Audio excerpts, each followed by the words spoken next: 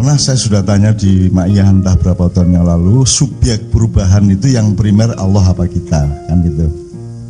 Kalau Anda lihat ayat tadi, menurut Pak Muzamil subjek utamanya adalah Allah. Saya ingin ini caranya daripada berdebat, kita lihat alam kauniyahnya sama koliyahnya. Jadi misalnya Pak, kalau kita tanam padi, kita cuma naruh benih set, ya, kemudian sudah kita tinggal ngeliat-liat, engkau dadak suketnya dijabuti mengunutok. Tapi yang menumbuhkan dia sampai panen itu bukan kita. Oke, asumsinya Allah ndak ada, itu aja ya. Nanti dulu ya. Pokoknya Allah gak ono. Pokoknya ono awake dhewe karo sing dudu awake dhewe. Nah, saya tanya, prosentase kerjaan kita di dalam peristiwa tanam padi sampai panen itu kira-kira yang kita kerjakan berapa persen, yang bukan kita berapa persen? Nek ngono tok aja cukup. Kira-kira 90-10 ta 90-55 ta 1-90 ta 0,0001 99,000 sekian menurut sampean. Jadi padi saja sudah kita bisa lihat bahwa kita itu perannya di bawah 5%. Durung meneh ya apa banyu itu berinteraksi karo sel-sel tanaman itu sedemikian rupa dan seterusnya. Wis ngene wis, gak usah ado-ado nang sawah timbangane bledok. Wis kon ndelok awakmu dhewe. Siapa yang membuat jantungmu berdetak setiap hari? Engko sik, kan asumsinya Allah ndak ada. Wis pokoknya duduk kon kan gitu kan? Bukan Anda. Anda bisa nggak menentukan jam sekian, menit kesekian, detik kesekian Anda tidur? Bisa enggak? Bisa? Bisa? Enggak bisa. Jadi Anda tidak pernah tahu detik ketika Anda pindah dari bangun ke tidur. Anda tidak pernah tahu. Itu gaib. Oh ngerti-ngerti turu, ngerti esuk tangi. Nah, sing nangekno ya sapa? Jadi teman sekalian, di sekitar kita, di dalam diri kita, di alam semesta, fil afaqi wa fi anfusikum, sesungguhnya tinggal kita statistik. Peran kita berapa, peran yang bukan kita berapa. Nah sekarang yang bukan kita itu Allah atau bukan, di sini ada perbedaan pandangan. Ini yang pertama ya. Ya sekarang Allah itu siapa, ada apa tidak, primer apa sekunder, di sini letaknya yang diungkapkan oleh Mas Aziz tadi, Pak Aziz tadi. Seluruh dunia ini tidak bertujuan ridho Allah. Tidak ada tujuan surga sebenarnya. Tujuan mereka adalah membangun dunia. Dan membangun dunia dipersempit menjadi materialisme. Semua yang disebut ranking tadi kan materialisme. Metodenya atau rekodnya adalah kapitalisme. Itu pun dilebarkan menjadi kapitalisme liberal, kan gitu. Dan yang kita lakukan dan dilakukan hampir oleh semua negara di dunia adalah itu, bukan Pancasila sama sekali, ya. Jadi teman sekalian, ini resume saja bahwa di seluruh dunia ini, di seluruh arek cilik makian, alhamdulillah, muga-muga pokoknya mlebu ya nang sel-sele ya. Ya, amin ya rabbal alamin, turu gak masalah. Cuma arek cilik sing gede-gede ngluntuk aku lak jarno. Tapi gini Mas, kenapa Anda tidak bisa merubah Indonesia maka Anda harus mengandalkan Allah? Karena cara berpikir Anda dan pandangan hidup Anda mengenai Indonesia berbeda dengan yang berlangsung di Indonesia dan di seluruh dunia. Karepe dunya yo ngene iki kaya ngene iki, karepe Indonesia saiki pemerintah yo ngene iki karepe, padahal karepmu gak ngono. Jadi seandainya mau ngomong perubahan menurut siapa, kemana, untuk apa, tujuannya bagaimana, pandangan utamanya apa? Kalau Pak Mukhtar jelas pandangannya adalah perjalanan menuju ridho Allah tadi itu teman sekalian. Terus yang ingin saya resumekan terakhir adalah, kan tidak mungkin sampai merubah Indonesia. Wong sing dikarepno perubahan itu dadi kaya Amerika, dadi kaya Jepang, dadi kaya Korea kok. Kene gak. Jadi kan gelut mean, gelem gak gelem. Nek kon sing kate ngrubah Indonesia kan harus bertengkar kita. Maka HTI langsung dirubah secara konstitusional misalnya gitu ya idenya. Maka dia kena palu. Nah, saya bertanya sama Anda ini dititipi Indonesia disangoni Maia sehingga Indonesia itu kewajiban Anda ataukah udan? Ya apa? Ataukah Anda itu pokoknya dikasih fadilah Maia oleh Allah sakarmu kok gaya apa? Yang mana? Yang nomor 2. Nah, saya ingin menjelaskan kepada para tamu kita kenapa tadi kita wiritan, kenapa saya tiap malam, besok malam kita juga sampai jam segini di Bojonegoro. Ya, hampir tiap malam saya ke Malang seperti ini. Saya itu cuman dalam tanda petik merangsang atau memohon kepada Allah agar Allah berkenan menjadi subjek utama perubahan. Sebab kita tidak bisa jadi subjek utama perubahan, tidak bisa. Tidak ada umat Islam Pak Mukhtar di Indonesia, yang ada golongan-golongan Islam. Kita berangkat dari kata ummah saja, kata umin ya, umin saja, itu kita sudah tidak memenuhi syarat. Karena ada, kalau masyarakat kan yang berserikat, musyarakah ya. Kalau umat kan, kalau bahasa saya yang sepersusuan nilai itu ummah. Tauhid, akhlakul karimah ya. Kalau apalagi umat, masyarakat, rakyat itu juga dari Islam, royah gitu. Nah teman-teman sekalian, karena kita tidak mungkin merubah Indonesia, dan kalau Anda sekarang bergerak keluar jadi satu pasukan Maia, milisi besar seluruh Indonesia, yang satu kota kabupaten kita bisa kumpulkan 10.000, terus kita mau merubah Indonesia, Anda sudah hitung belum bahwa Anda akan bunuh-bunuhan melawan saudara Anda sendiri, sesama Islam dan sesama rakyat. Tolong Anda pelajari, itu kalau tidak salah di tes ke-8. Orang yang sedang bermusuhan sangat luar biasa dan sangat saling membenci itu tidak menyadari bahwa mereka sebenarnya sedang bermusuhan. Yang saya lihat arus bawah dari sungai, saya tidak melihat kecipak ombak di atasnya. Dan teman-teman tidak menyadari bahwa kita sedang saling membenci luar biasa di antara umat Islam, dan itu akan berbenturan luar biasa kalau kita terapkan perjuangan fisik itu. Jadi maka saya menahan diri dan menahan Anda semua untuk tidak melakukan itu. Kita cari jalan tol ke Allah Subhanahu wa taala. Karena toh yang menumbuhkan padi dan bikin panen padi adalah Allah Subhanahu wa taala. Maka saya teorinya dari Cak Fuad bahwa orang yang berkumpul seperti di Ma'ian adalah al-mutahabbina fillah, orang-orang yang bersaudara tidak karena hubungan darah, tidak karena ideologi, tidak karena transaksi ekonomi, tidak karena kesamaan pilihan politik, tapi bersaudara lillahi ta'ala. Itu yang disebut Cak Fuad al-mutahabbina fillah. Nah, saya punya optimisme karena saya berasumsi Pak Muzamil ya, saya tidak mengatakan itu kesimpulan ya, itu berasumsi. Marahnya Allah kepada umat Nuh itu menurut saya nomor 1 tidak karena kekafiran mereka, tetapi karena kekasihnya yang namanya Nuh alaihissalam itu disakiti hatinya. Sampai Nabi Nuh kan minta bencana ya Pak ya, sampai Nabi Nuh minta hukuman. Jadi ini urusan cinta teman-teman sekalian, urusan cinta.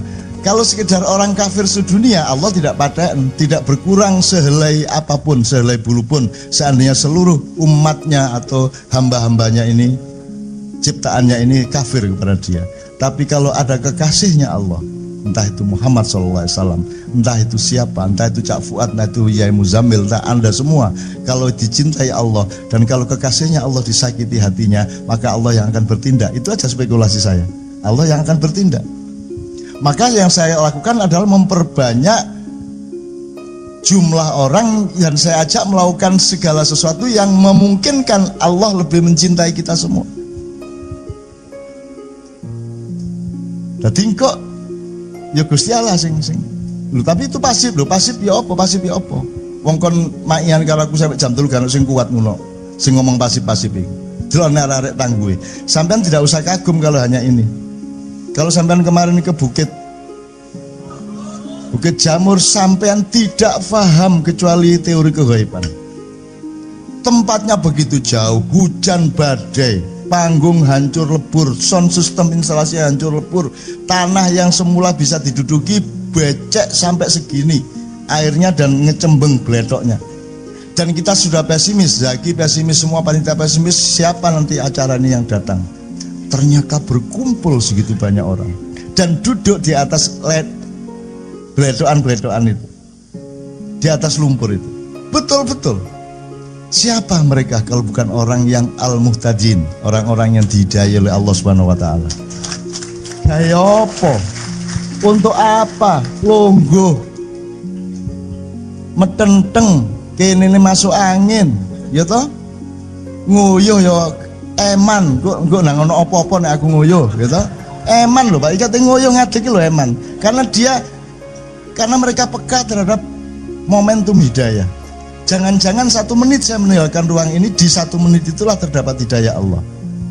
Kalau Anda kehujanan, Anda berpikir di antara ribuan titik-titik hujan itu mungkin ada 1 yang oleh Allah dimasukkan untuk mengantarkan hidayah, barokah dan rezeki kepada saya.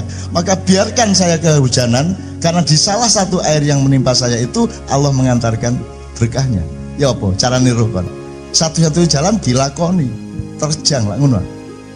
Makanya anak-anak ini tidak pernah payungan, Pak. Udan gak apa-apa, menter arah-arah. Udan ya terus. Gitu loh. Assalamualaikum warahmatullahi wabarakatuh. Saya yakin malam ini waktunya kurang. Tadi masa berang luar biasa. Oleh karena itu saya tunggu tanggal 7 November di tempat saya, gitu ya.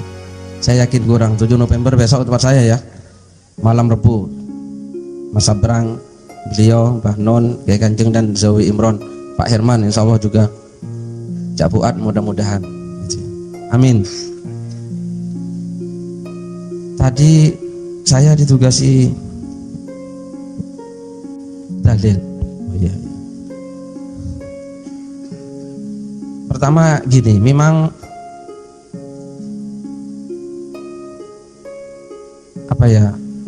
tambahi masa berang sedikit itu ya.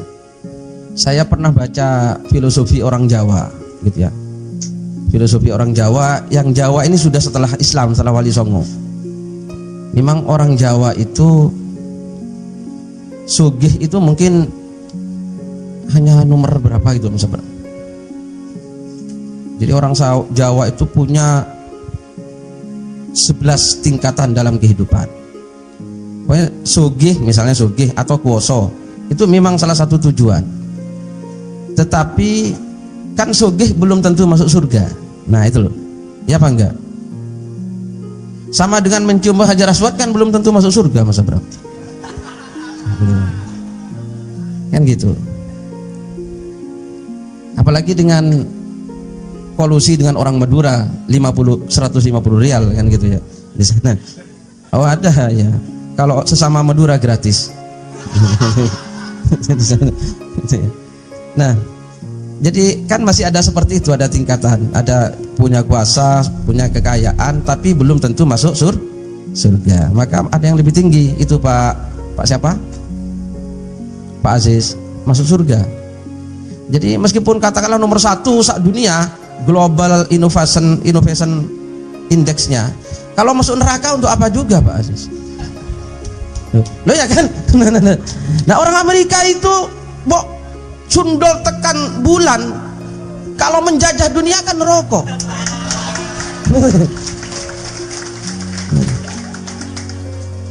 Orang Cina reklamasi berhasil misalnya gitu ya, bikin 37 reklamasi di Indonesia, tapi biadab masuk neraka untuk apa juga? Bukan begitu? Maka kita mudah-mudahan kaya masuk surga. Nah itu dia.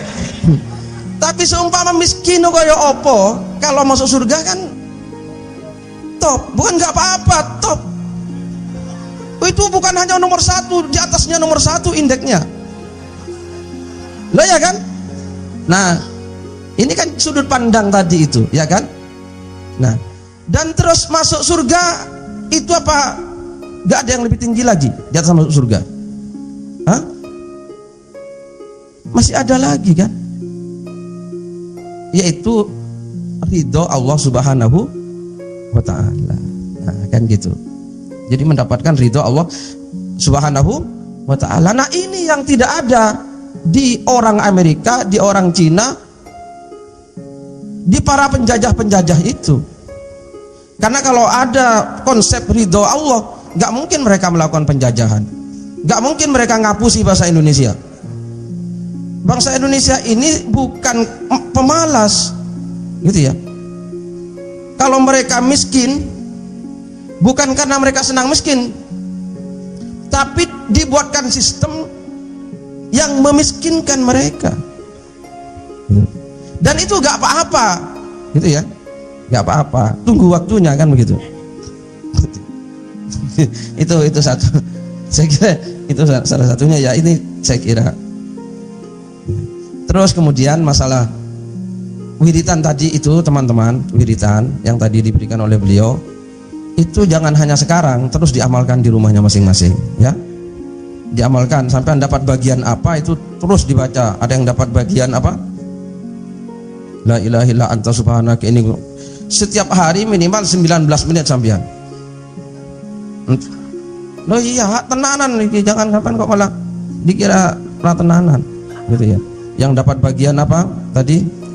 Wa qul ja'al haq wa zaqal batil innal batila kana zahuqa. Baca terus minimal 19 menit dalam satu hari. Baca terus ya. Masalah apa nanti Allah yang akan menentukan bagi sampean dan bagi Indonesia, gak usah dipikir sampean. Yang penting lakukan, percaya kepada imamnya. Gitu ya. Percaya. Tapi harus mantap kepada Allah Subhanahu wa taala. Gitu ya.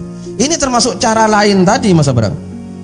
Cara lain ini ya. Cara lain dalam mencapai suatu tujuan, gitu ya. Nah, saya kemarin kan sudah menyampaikan. Terus kalau wiritan jangan fokus ke wiritannya, maka hafalkan itu. Hafalkan, setelah hafal sampai nggak usah fokus wiritannya, tapi fokus kepada Allah Subhanahu wa ta'ala. Karena kalau sampean menganggap wiritannya yang sakti, musyrik sampean. Musyrik. Yang nggak ada wiritan sakti, gitu ya. Nggak ada amalan sakti. Yang maha sakti itu Allah Subhanahu wa ta'ala. Jangan seperti pakai cincin. Wah, gara-gara pakai cincin terus, nah nanti bisa musyrik itu menurut Pak siapa dari Bima itu, Pak Muhtar. Nah itu ya. Itu ya, ya Pak Muhtar ya. Nah, ya bisa musyrik. Nah itu yakinnya kepada Allah Subhanahu wa ta'ala. Nah, ayo yakin kepada Allah ta'ala. Kalau tidak mandi gitu ya, mandi ya adus. Kalau tidak kobul-kobul ya kabul. Ini bukan karena wiritannya, bukan karena bacaannya, tapi karena sampean kurang bergantungnya kepada Allah Subhanahu wa ta'ala. Gitu ya. Kemarin sebulan yang lalu saya sudah menyampaikan ini dalil ini. Ibnu Athaillah As-Sakandari dalam kitab Al-Hikam berkata, ma tawaqqafa matlabun anta talibuhu bi rabbika wa ma tayassara matlabun anta talibuhu binafsika. Bahwa tidak ada permintaan yang sulit kalau kamu mencarinya mengandalkan Allah Subhanahu wa ta'ala. Jadi kalau sulit berarti sampean kurang mengandalkan Allah. Karena gak ada yang sulit bagi Allah Subhanahu wa ta'ala. Gitu ya. Ya apa enggak? Maka beliau kan sudah jelas tadi. Beliau sudah mengatakan apa?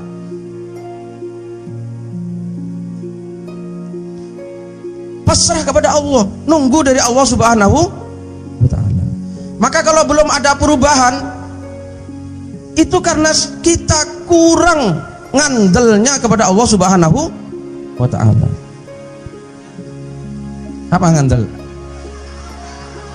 Apa? Percayanya kepada Allah, ya. Harus percaya, jangan sampai punya prasangka kepada Allah ta'ala. Ini Gusti Allah ngabulkan orang ya. Enggak ya, jangan gitu. Ini sampai namanya punya negative thinking kepada Allah Subhanahu wa ta'ala. Ya. Jangan sampai punya pikiran negatif kepada Allah. Ya. Allah itu maha kuasa. Gitu ya. Ma tawaqqafa matlabun anta talibuhu bi rabbika. Tidak ada permintaan yang sulit kalau kamu cari dengan mengandalkan Allah Subhanahu wa taala. Dan sebaliknya, wa ma tayassara matlabun anta talibuhu bi nafsika. Tidak ada permintaan yang mudah kalau kamu mencarinya dengan mengandalkan dirimu. Gitu ya. Kalau mengandalkan dirimu. Maka saya kemarin sudah cerita, Syekhona Holil Bangkalan itu doanya mandi bukan karena doanya sebetulnya. Karena beliau itu ketergantungannya kepada Allah Subhanahu wa taala. Banyak doanya Syekhona Holil juga nggak masuk akal tapi mandi. Ya. Saya punya doa dari Syekhona Holil kalau ada operasi polisi supaya tidak ditilang, itu ada. Ya. Dan itu bukan bahasa Arab. Bukan bahasa Arab. Nggak tahu bahasa apa sembrono Syekhona Holil itu bahasanya. Tapi karena memang Syekhona Holil tidak, bukan ininya, ini hanya sebagai syarat, tapi keyakinannya kepada Allah. Ini nggak tahu bahasa apa. Coba dengarkan ya. Hanya satu kali loh. Kalau nggak hafal salahnya sendiri. Jadi kalau ada polisi sampai mau lewat, ini Syekhona Holil dulu kalau ada periksaan Belanda, santrinya suruh baca itu, lolos itu dari pemeriksaan. Sang noto, sang dewe, fi'il made, tek mentetek, lang kesalang kesetor. Itu bahasa apa? Itu kan nggak ada. Okay. Tapi saya buktikan ternyata mandi betul. Nah itu ya. Kan nggak ada itu. Nggak tahu bahasa mana, ya kan? Bahasa Madura juga bukan. Nah itulah beliau. Jadi bukan. Jadi bacaannya ya sebagai wasilah bacaan ya. Tapi yang paling penting kebergantungan kita kepada Allah Subhanahu itu yang harus diperbesar. Ayo, sungguh tenanan. Saya kemarin cerita.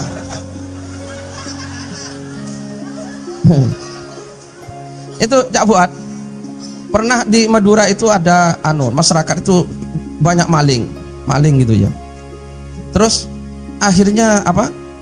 Mereka kena resah datang ke Syekhona Holil minta doa untuk bisa ngatasi maling. Akhirnya waktu datang ke Syekhona Holil itu Syekhona Holil sedang ngajar kitab nahwu.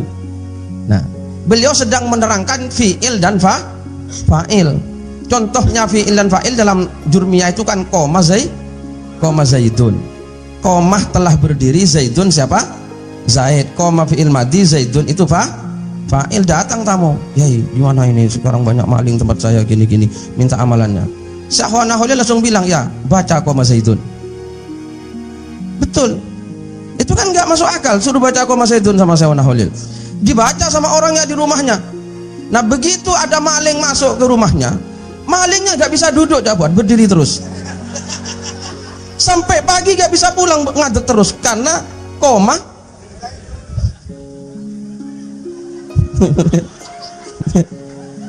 Koma Zaid berdiri. Nah itu ya. Kok bisa? Ini karena beliau tuh tekelannya kepada Allah yang luar biasa. Apa itu ya? Gak ada keraguan sedikit pun kepada Allah Subhanahu wa ta'ala bahwa Allah kuasa. Nah itu gak ada keraguan. Nah sekarang terkadang kan kita itu ya gimana gitu loh ya. Ya sudah, itu yang kedua ya. Itu supaya amalan tadi dibaca tapi sampai ayo betul-betul yakinnya kepada Allah Subhanahu wa taala. Jangan salah mengartikan innallaha la yughayyiru ma biqaumin hatta yughayyiru ma bi anfusihim. Itu kan banyak orang yang keliru, enggak tahu subjeknya siapa. Itu subjeknya Allah loh, bukan kita. Orang kan banyak salah mengartikan innallah saudara-saudara semua. Keadaan kita tidak akan berubah kalau kita tidak merubah, kan begitu ya? Apa seperti itu? Ya, selama ini kan begitu ya kan? Tapi coba perhatikan redaksinya. Betul beliau tadi. Innallaha, sesungguhnya adapun la yughayyiru, tidak akan merubah, ma biqaumin, apa yang menimpa satu kaum, hatta yughayyiru ma bi anfusihim, sampai mereka merubah apa yang ada pada mereka. Siapa subjeknya? Hah? Jangan belok. Tetap subjek pertama, sesungguhnya Allah tidak akan merubah. Kan begitu? Berarti kan tetap Allah subjeknya. Bahwa kita butuh merubah apa yang ada pada kita itu sebagai sebagai usaha, tapi subjek kalimat tetap Allah. Sesungguhnya Allah tidak akan merubah. Nah, gitu loh. Maka ayo sing tenanan ya kepada Allah Subhanahu wa taala. Jangan ragu. Gitu ya. Jangan sampai buruk sangka kepada Allah. Gitu ya. Orang yang buruk sangka kepada Allah Subhanahu wa taala itu berarti orang yang belum kenal Allah Subhanahu wa taala. Oh ya, ittihamun lahu. Itu berarti punya prasangka buruk kepada Allah. Terakhir, wis, dalil yang terakhir apa? Terakhir, oh ya, saya tadi diminta oleh beliau gini. Beliau tadi mewanti-wanti gitu ya. Dalam tetes keberapa saya lupa, Mas Saiful. Jangan sampai menjadikan apa, kalau kau ingin kekuasaan segala macam itu apa, menjauhlah dari ma'iyah, kan begitu? Begitu ya, betul. Nah ya, itu ya, ini tenanan saudara. Loh ya, lo sampai lihat Rasulullah itu bagaimana masyarakat jahiliyah itu, gitu ya. Apa yang dilakukan oleh Rasulullah untuk merubah masyarakat waktu itu? Ini dengan menghilangkan dunia dari hati sahabat-sahabatnya. Jadi kenapa terjadi perubahan besar di bawah Rasulullah sampai umat Islam memimpin dunia? Itu bukan karena umat Islam mengejar dunia loh, tapi Rasulullah berhasil membuang dunia dari hati pengikutnya. Dibuang jauh-jauh. Ayat-ayat pertama yang turun coba, alhaakumut takatsur hatta zurtumul maqabir. Kalian telah dilalaikan oleh takasur, berlomba-lomba banyak-banyakan, hatta zurtumul maqabir, sehingga kalian masuk ke liang lahat. Kalla saufa ta'lamun, summa kalla, jangan begitu, kamu akan tahu. Jangan begitu, kamu tahu. Banyak ayat yang seperti itu. Wailul likulli humazatil lumazah alladzi jama'a ma'alahu wa 'addadah yahsabu anna ma'alahu akhladah kalla la yumbadanna.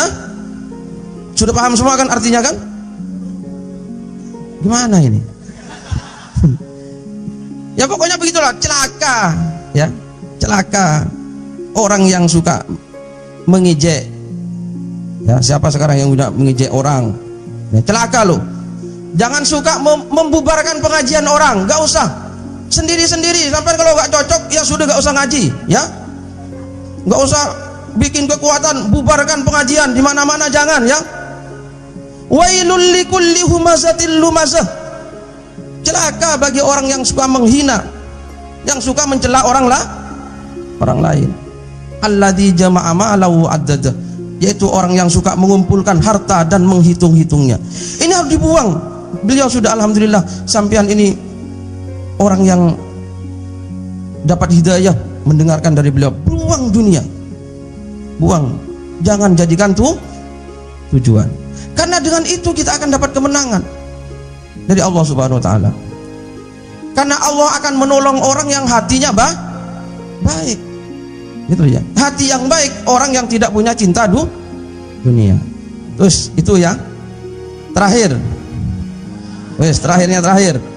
Enggak, karena pesan beliau tadi belum saya laksanakan. Nah, sampean sekarang orang banyak salah persepsi terhadap dunia. Sehingga orang sekarang rebutan dunia, tengkar karena dunia. Itu salah persepsi kepada dunia. Coba saya hanya akan mengungkapkan satu ayat dalam Quran. Yang ini banyak disalahartikan, Cak Buat. Menurut saya loh. Menurut saya, mungkin menurut orang benar. Coba ini ya. Jangan salah sangka kepada dunia. Sekarang kita itu di mana? Coba sampai hafal juz amma kan? Coba a'udzubillahi minasyaitonirrajim. Amma yatasaalun 'anin naba'il 'adzim alladzi hum fihi kalla saya'lamun tsumma kalla Alam naj'alil arda mihada. Nah ini loh banyak orang salah mengartikan. Menurut saya itu hampir semua terjemahan Pak Mukhtar, alam naj'alil arda mihada. Tidakkah kami telah menjadikan bumi itu hamparan? Kan begitu, ya kan?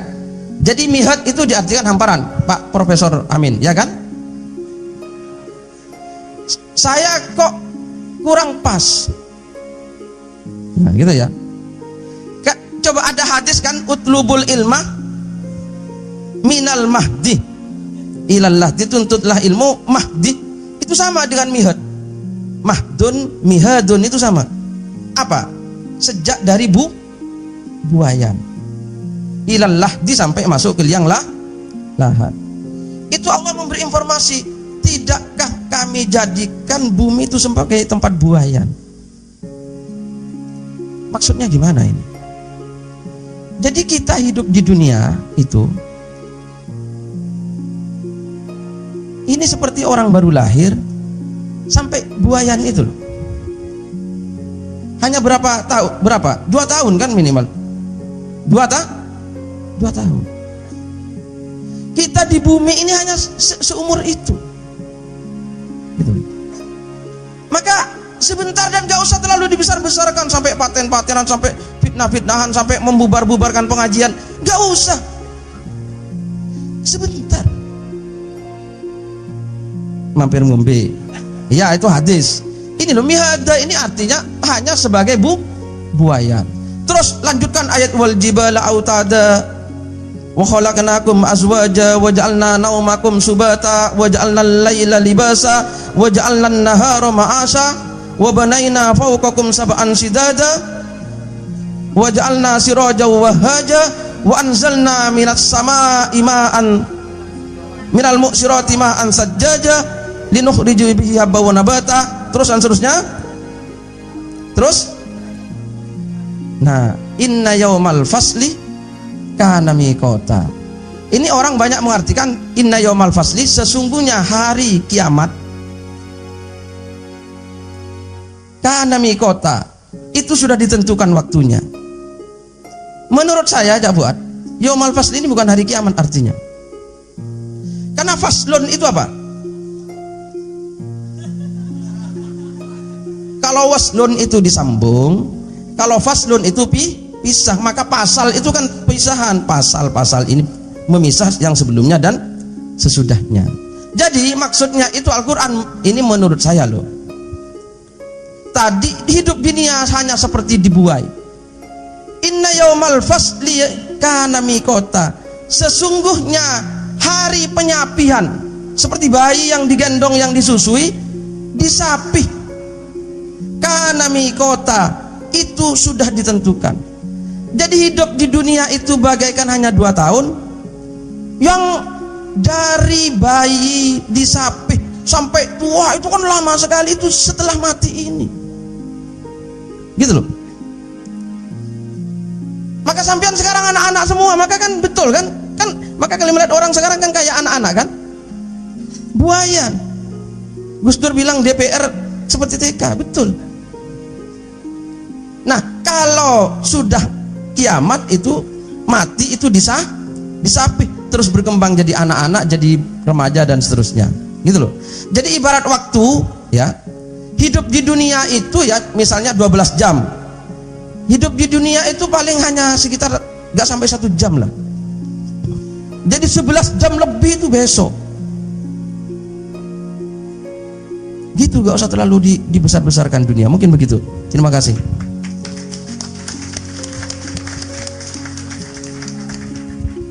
Pernah saya sudah tanya di Ma'iyah entah berapa tahun yang lalu, subjek perubahan itu yang primer Allah apa kita, kan gitu.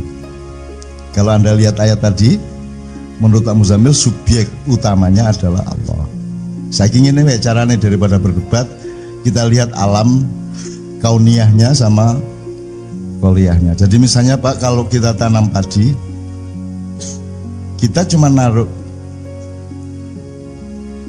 benih set, ya. Kemudian sudah kita tinggal ngeliat-liat, engkau dadak suketnya dijabuti mengunut. Tapi yang menumbuhkan dia sampai panen itu bukan kita. Oke, asumsinya Allah ndak ada, itu aja ya, nanti dulu ya. Pokoknya Allah gak ono. Pokoknya ono awake dhewe karo sing dudu awake dhewe. Nah, saya tanya, prosentase kerjaan kita di dalam peristiwa tanam padi sampai panen itu kira-kira yang kita kerjakan berapa persen, yang bukan kita berapa persen? Nek ngono tok aja cukup. Kira-kira 90-10 ta 90-55 ta 1-90 ta 0,0001 99,000 sekian menurut sampean. Jadi padi saja sudah kita bisa lihat bahwa kita itu perannya di bawah 5%. Durung meneh ya apa banyu iku berinteraksi karo sel-sel tanaman itu sedemikian rupa dan seterusnya. Wis ngene wis, gak usah ado-ado nang sawah timbangane bledok. Wis kon ndelok awakmu dhewe. Siapa yang membuat jantungmu berdetak setiap hari? Engko sih kan asumsinya Allah ndak ada. Terus pokoknya duduk kon kan gitu kan? Bukan Anda.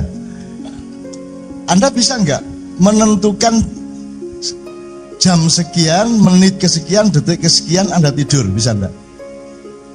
Bisa? Bisa? Enggak bisa. Jadi Anda tidak pernah tahu detik ketika Anda pindah dari bangun ke tidur. Anda tidak pernah tahu. Itu gaib. Oh ngerti-ngerti turu, ngerti esuk tangi. Nah, sing nangekno ya sapa? Jadi teman sekalian, di sekitar kita, di dalam diri kita, di alam semesta, fil afaqi wa fi anfusikum, sesungguhnya tinggal kita statistik. Peran kita berapa, peran yang bukan kita berapa. Nah sekarang yang bukan kita itu Allah atau bukan, di sini ada perbedaan pandangan. Ini yang pertama ya. Ya sekarang Allah itu siapa, ada apa tidak, primer apa sekunder, di sini letaknya yang diungkapkan oleh Mas Aziz tadi, Pak Aziz tadi. Seluruh dunia ini tidak bertujuan ridho Allah. Tidak ada tujuan surga sebenarnya. Tujuan mereka adalah membangun dunia. Dan membangun dunia dipersempit menjadi materialisme. Semua yang disebut ranking tadi kan materialisme. Metodenya atau rekodnya adalah kapitalisme. Itu pun dilebarkan menjadi kapitalisme liberal. Kan gitu. Dan yang kita lakukan dan dilakukan hampir oleh semua negara di dunia adalah itu. Bukan Pancasila sama sekali. Ya. Jadi teman sekalian, ini resume saja bahwa di seluruh dunia ini, di seluruh lah arek cilik makian, alhamdulillah muga-muga pokoke mlebu ya nang sel-sele ya. Ya, amin ya rabbal alamin, turu gak masalah. Aja meneh arek cilik sing gede-gede ngluntuk aku lak jarman. Tapi gini Mas, kenapa Anda tidak bisa merubah Indonesia maka Anda harus mengandalkan Allah? Karena cara berpikir Anda dan pandangan hidup Anda mengenai Indonesia berbeda dengan yang berlangsung di Indonesia dan di seluruh dunia. Karepe dunya yo ngene iki kaya ngene iki, karepe Indonesia saiki pemerintah yo ngene iki karepe, padahal karepmu gak ngono. Jadi seandainya mau ngomong perubahan menurut siapa, kemana, untuk apa, tujuannya bagaimana, pandangan utamanya apa?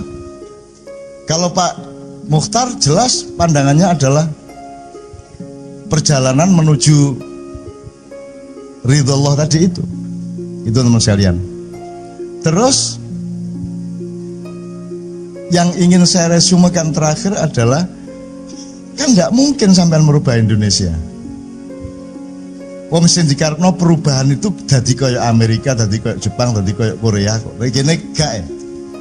Jadi kan gelut mean, gelem gak gelem. Nek kon sing kate ngrubah Indonesia kan harus bertengkar kita.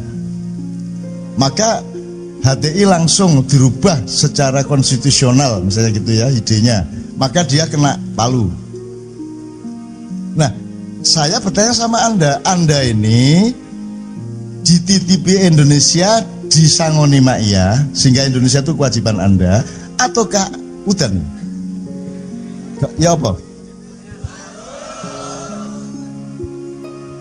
Ataukah Anda itu pokoknya dikasih fadilah ma'iyah oleh Allah, sakarmu kok gaya apa? Yang mana? Yang nomor 2. Nah, saya ingin menjelaskan kepada para tamu kita, kenapa tadi kita wiritan, kenapa saya tiap malam, besok malam kita juga sampai jam segini di Bojonegoro. Ya, hampir tiap malam saya ke Malang seperti ini. Saya itu cuman dalam tanda petik merangsang atau memohon kepada Allah agar Allah berkenan menjadi subjek utama perubahan. Sebab kita tidak bisa jadi subjek utama perubahan, tidak bisa. Tidak ada umat Islam Pak Mukhtar di Indonesia, yang ada golongan-golongan Islam. Kita berangkat dari kata ummah saja, kata umin ya, umin saja, itu kita sudah tidak memenuhi syarat. Karena ada, kalau masyarakat kan yang berserikat, musyarakah ya. Kalau umat kan, kalau bahasa saya yang sepersusuan nilai itu ummah. Tauhid, akhlakul karimah ya. Kalau apalagi umat, masyarakat, rakyat, itu juga dari Islam, royah gitu. Nah teman-teman sekalian, karena kita tidak mungkin merubah Indonesia, dan kalau Anda sekarang bergerak keluar jadi satu pasukan Ma'iyah, milisi besar seluruh Indonesia, yang satu kota kabupaten kita bisa kumpulkan 10.000, terus kita mau merubah Indonesia, Anda sudah hitung belum bahwa Anda akan bunuh-bunuhan melawan saudara Anda sendiri, sesama Islam dan sesama rakyat? Tolong Anda pelajari, itu kalau tidak salah di tes ke-8. Orang yang sedang bermusuhan sangat luar biasa dan sangat saling membenci itu tidak menyadari bahwa mereka sebenarnya sedang bermusuhan. Yang saya lihat arus bawah dari sungai, saya tidak melihat kecipak ombak di atasnya. Dan teman-teman tidak menyadari bahwa kita sedang saling membenci luar biasa di antara umat Islam, dan itu akan berbenturan luar biasa kalau kita terapkan perjuangan fisik itu. Jadi maka saya menahan diri dan menahan Anda semua untuk tidak melakukan itu. Kita cari jalan tol ke Allah Subhanahu wa taala. Karena toh yang menumbuhkan padi dan bikin panen padi adalah Allah Subhanahu wa taala. Maka saya teorinya dari Cak Fuad bahwa orang yang berkumpul seperti di Ma'iyah adalah al-mutahabbina fillah, orang-orang yang bersaudara tidak karena hubungan darah, tidak karena ideologi, tidak karena transaksi ekonomi, tidak karena kesamaan pilihan politik, tapi bersaudara lillahi ta'ala. Itu yang disebut Cak Fuad al-mutahabbina fillah. Nah, saya punya optimisme karena saya berasumsi Pak Muzamil ya, saya tidak mengatakan itu kesimpulan ya, itu berasumsi. Marahnya Allah kepada umat Nuh itu menurut saya nomor 1 tidak karena kekafiran mereka, tetapi karena kekasihnya yang namanya Nuh alaihissalam itu disakiti hatinya. Sampai Nabi Nuh kan minta bencana ya Pak ya, sampai Nabi Nuh minta hukuman. Jadi ini urusan cinta teman-teman sekalian, urusan cinta. Kalau sekedar orang kafir sedunia, Allah tidak berkurang sehelai apapun, sehelai bulu pun, seandainya seluruh umatnya atau hamba-hambanya ini, ciptaannya ini kafir kepada dia. Tapi kalau ada kekasihnya Allah, entah itu Muhammad SAW, entah itu siapa, entah itu Cak Fuad, entah itu Yai Muzamil, entah Anda semua, kalau dicintai Allah dan kalau kekasihnya Allah disakiti hatinya, maka Allah yang akan bertindak. Itu aja spekulasi saya, Allah yang akan bertindak. Maka yang saya lakukan adalah memperbanyak jumlah orang dan saya ajak melakukan segala sesuatu yang memungkinkan Allah lebih mencintai kita semua. Jadi kok ya Gusti Allah sing. Tapi itu pasif ya apa? Wong kon makian karo aku sampai jam 3 kan sing kuat ngono. Sing ngomong pasif iki. Delok arek tangguhe. Sampean tidak usah kagum kalau hanya ini. Kalau sampean kemarin ke Bukit Jamur, sampean tidak paham kecuali teori keghaiban. Tempatnya begitu jauh, hujan badai, panggung hancur lebur, sound system instalasi hancur lebur, tanah yang semula bisa diduduki becek sampai segini airnya dan ngecembeng bledoknya. Dan kita sudah pesimis, Zaki pesimis, semua panitia pesimis, siapa nanti acara ini yang datang. Ternyata berkumpul segitu banyak orang dan duduk di atas bledokan itu, di atas lumpur itu. Betul-betul siapa mereka kalau bukan orang yang al-muhtadin, orang-orang yang dihidayai oleh Allah Subhanahu wa taala. Kayak apa? Untuk apa? Longgo metenteng kene ini masuk angin ya toh, nguyuh ya eman, kok nang ono apa-apa nek aku nguyuh gitu. Eman loh Pak, kate ngoyo ngadeg lho eman. Karena mereka peka terhadap momentum hidayah. Jangan-jangan 1 menit saya meninggalkan ruang ini, di 1 menit itulah terdapat hidayah Allah. Kalau Anda kehujanan, Anda berpikir di antara ribuan titik-titik hujan itu mungkin ada 1 yang oleh Allah dimasukkan untuk mengantarkan hidayah, barokah dan rezeki kepada saya. Maka biarkan saya kehujanan, karena di salah satu air yang menimpa saya itu Allah mengantarkan berkahnya. Ya apa? Cara niruh Pak. Satu-satunya jalan dilakoni, terjang lah ngono. Makanya anak-anak ini tidak pernah payungan Pak. Udan gak apa-apa, main terarah, udan ya terus. Gitu loh. Di rumah di pesannya Pak Muzamil terbalik Pak. Saya ceramahnya di sana karena banjir sampai lutut, jamaahnya tak suruh naik. Aku pengajiannya dari tempat air, jamaahnya di sini. Itu malaikat aja kagum. Wah, kok bisa ya? Kok aneh ya? Kok dibalik ya? Gitu. Lah iya no, aneh no itu. Aneh itu. Ya. Nah, teman-teman sekalian, Anda mengalami keajaiban Allah di Ma'iyah, keajaiban yang luar biasa. Gini nih biasanya kan jika tidak harus Sabtu terus besok Minggu, biasanya ya Selasa, ya Rebo, ya Kamis meneh ya nyambut gawe. Arek-arek kok mulai numpak motor nang Gresik nang Jarjong kok turu mari sobo diluk ya mari nyambut gawe. Dan mereka sehat walafiat.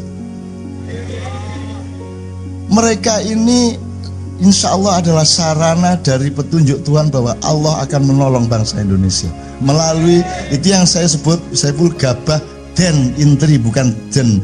Gabah Den Intri itu bahasa Jawa. Allah sedang memfilter, Allah sedang ngayak, nah sedang nginteri. Nah Anda ini adalah gabah yang terpilih, gabah unggul, tanaman masa depan yang unggul gitu loh. Gabah Den Intri itu tadi. Nah teman-teman sekalian, ini resume saya. Kenapa saya melakukan seperti ini terus menerus. Dan anak-anak itu juga urusannya Ma'iyah itu kan bukan golek ilmu, kangen Pak. Kangen. Bukan gak teko iku wis gak iso turu wis. Gak iso turu. Gak iso turu. Kangen Pak, dan kangennya iku macam-macam bentuknya. Wingi ana nyar meneh ndek Jogja ndek Bantul iku. Jadi kalau nyun sewu ya, sekali lagi Pak Muzamil sudah jelaskan loh ya, tidak ada yang mandi wirite yo gak wonge yo gak ono sing sakti, wirite yo gak sakti, wonge yo gak. Tongkat Nabi Musa tidak sakti, yang sakti adalah Allah. Allah memerintahkan idrib biasokal bahr, tapi Allah juga memerintahkan kepada wahai laut, membelahlah ketika disentuh oleh tongkat Musa, cuman tidak dituturkan di Quran aja. Kan begitu.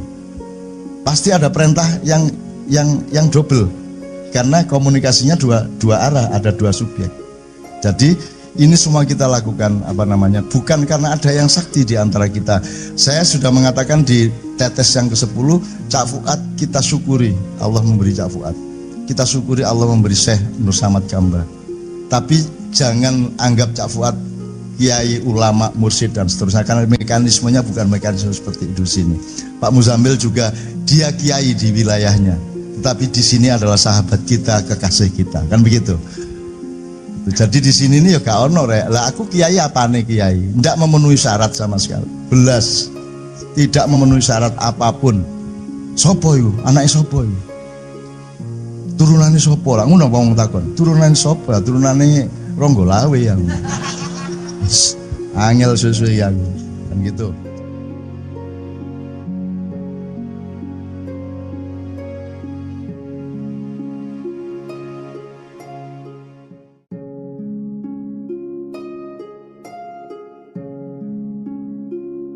Assalamualaikum warahmatullahi wabarakatuh.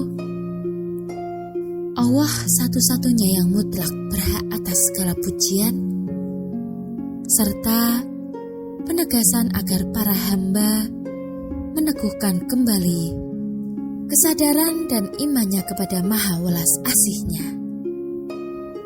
Ayat yang keempat, 1 di tengah, 313, semacam Maha Pilar, Maha Kepastian, Maha Singgasana Allah sebagai Maha Raja di Raja segala alam. Kemudian 3 ayat berikutnya membuka ruang agar semua ciptaannya juga berperan, berpartisipasi, berdialektika, gayung bersambut, agar kita dan semua manusia bekerja sama dengannya. Tidak begitu saja manusia secara pasif dan sekedar pelengkap penderita memperoleh limpahan Rahman Rahimnya. Para hamba harus memastikan dan membakukan, meskipun dengan berbagai gradasi kesanggupan pemaknaan, Allah menyiapkan cintanya dan manusia silahkan memohonnya. Manusia membayar total dengan iyyaka na'budu wa iyyaka nasta'in. Kemudian Shiratal Mustaqim ditawarkan olehnya, namun manusia membelinya dengan ihdina. Shiratal Mustaqim disiapkan oleh Allah bagi manusia, bahkan an'amta alaihim, sepanjang manusia bersedia berjuang menghindarkan dirinya dari posisi al-maghdubi alaihim waladzolin. Al-Fatihah bukan hiburan kosong yang manusia memetiknya secara gratis. Memang tidak ada order kepada Allah untuk menciptakan jagaraya dan makhluk-makhluk penghuninya. Akan tetapi kemelimpahan cinta, kasih sayang dan kenikmatan dari Allah itu dijangkai atau dicapai oleh manusia dengan perjuangan dan pengorbanan. Bahkan Allah menata semacam kurikulum kehidupan di mana manusia sebagai pembelajar di kelas sejarah hidupnya sendiri harus menjalani ujian supaya lulus. Apakah manusia itu mengira bahwa mereka dibiarkan mengatakan kami telah beriman sedang mereka tidak diuji lagi?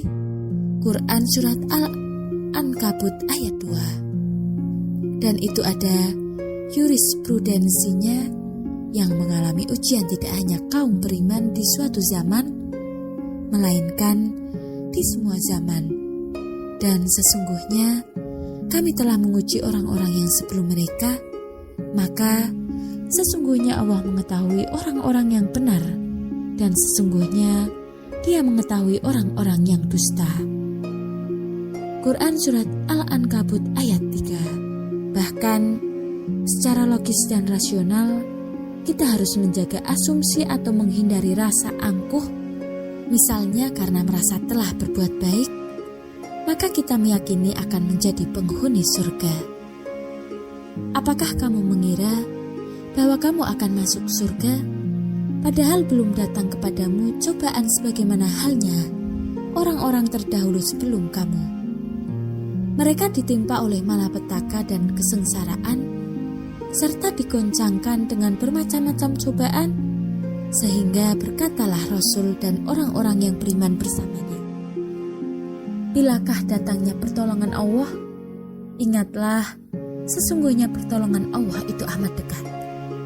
Quran Surat Al-Baqarah ayat 214. Demikianlah kita mencoba mencerdasi Al-Fatihah dalam hal keseimbangan dialogis antara Allah dengan makhluknya. Dan itu menuntun kita untuk menyeimbangkan pula akhlak kita kepada Allah. Sebenarnya lucu dan mustahil terjadi keseimbangan sejati antara Allah dengan hambanya. Allah Maha dan manusia sedemikian kerdilnya di hadapannya. Allah Maha berperan, sedang manusia hanya kluget-kluget dan timik-timik. Maka keseimbangan yang dimaksud hanyalah berdasar batas pandang teknis. Sejak kita masih di janin, Allah sudah menganugerahkan an'amta alaihim dan membukakan jalan Shiratal Mustaqim. Bahkan Allah mendatangi setiap janin dan mengajak dialog. Dan itu diinisiatifi oleh Allah semata-mata karena Ia Maha Rahman Maha Rahim, tanpa janin itu atau pihak lain siapapun memintanya. Dan ingatlah, ketika Tuhanmu mengeluarkan dari sulbi tulang belakang anak cucu Adam keturunan mereka, dan Allah mengambil kesaksian terhadap roh mereka, seraya berfirman, "Bukankah aku ini Tuhanmu?" Mereka menjawab, "Benar. Niscaya Engkaulah Tuhan kami. Kami bersaksi, kami lakukan yang demikian itu, agar di hari kiamat kamu tidak mengatakan, sesungguhnya ketika itu kami lengah terhadap ini." Quran Surat Al-A'raf ayat 172. Padahal Allah sendiri tidak membutuhkan pertemuan dan dialog tersebut. Yang maha malah mengalah, mendatangi yang terbatas untuk bikin kesaksian dan perjanjian. Yang kuat malah mengajak yang lemah untuk menata hubungan di antara mereka. Janin-janin yang kelak menjadi manusialah yang sangat membutuhkan Allah untuk bersandar dan berlindung. Allah sendiri tidak butuh iman, apalagi kepada manusia. Allah Maha tahu segala-galanya, sehingga tidak ada satu debu realitas, satu atom yang ternano-nano, ataupun peristiwa apapun yang Allah perlu percaya atau tidak percaya. Tidakkah mereka mengetahui bahwa Allah mengetahui segala yang mereka sembunyikan dan segala yang mereka nyatakan? Quran Surat Al-Baqarah ayat 77. Allah mengetahui yang tampak atau tersembunyi, yang zahir maupun yang batin, yang sudah maupun yang belum, yang sebelum awal maupun sesudah akhir, yang ada maupun yang manusianya menyebutnya tiada. Maka Allah tidak memerlukan percaya atau tidak percaya, karena Maha Tahu, percaya hanya diperlukan oleh pihak yang tidak mengetahui sesuatu hal, sehingga rentang jarak antara dirinya dengan sesuatu hal itu dijembatani dengan kepercayaan. Itulah sebabnya kita beriman kepadanya, tetapi Allah tidak pada posisi untuk beriman kepada kita, karena tidak empan, papan, dan tidak ada urgensi logisnya. Ingatlah, sesungguhnya pertolongan Allah itu amat dekat. Quran Surat Al-Baqarah ayat 214. Sekian yang dapat kami sampaikan. Mohon maaf apabila terdapat kesalahan dalam penyampaian. Wassalamualaikum warahmatullahi wabarakatuh.